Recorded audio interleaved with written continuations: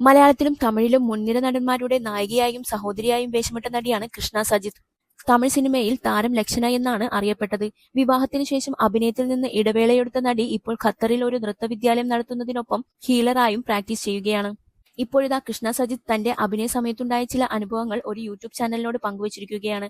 ശിവകാശി എന്ന സിനിമയിൽ വിജയുടെ സഹോദരിയായാണ് ഞാൻ അഭിനയിച്ചത്. 22ാമത്തെ വയസ്സിലാണ് അതിന് അവസരം ലഭിച്ചത്.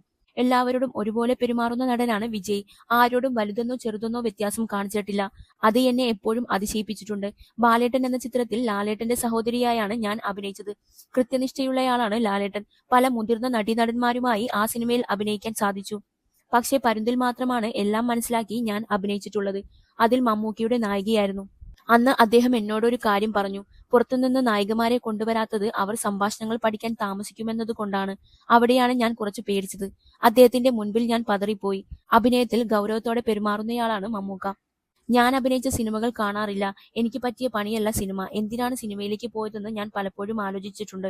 സിനിമ എനിക്ക് പറ്റിയ സ്ഥലമല്ല. പക്ഷേ ഇന്നും എല്ലാവർക്കും എന്നോട് സ്നേഹമുണ്ട്. ഇപ്പോൾ മേഖല മാറിയത് ഞാനെടുത്ത തീരുമാനം കൊണ്ടല്ല. കല്യാണത്തിന് മുൻപ് നല്ല തിരക്കായിരുന്നു. കുറച്ചുനാൾ ബ്രേക്ക് എടുക്കാമെന്ന് കരുതിയാണ് സിനിമയിൽ നിന്ന് മാറി നിന്നത്. കൃഷ്ണ സജിത്ത് പറഞ്ഞു.